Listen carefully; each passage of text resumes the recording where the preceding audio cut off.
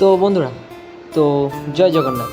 তো সবাই কেমন আছো? তো সবাই জানো উল্টো রথ, আর সেই উপলক্ষে আমার ভাগনা রথ নিয়ে বেরিয়েছে, আর কত সুন্দর করতাল বাজছিল বলো। আর এদিকে আমি সকালবেলা ভাত রান্না করব।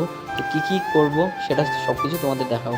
এখানে ভাত বসিয়ে দিয়েছিলাম, আর আমি ওখানে তোমার কচুরঘাটি করব। আর এদিকে আমি বলছিলাম যে অনেক দিন ধরে আমি ভিডিও দিই না, আর তোমাদের যে এত ভালোবাসা আমি বুঝতেই পারিনি। তো যারা যারা দেখোনি, যাও দেখে আসো আমার প্রোফাইলে ঢুকে, প্রীতম বি ব্লগ চ্যানেলে।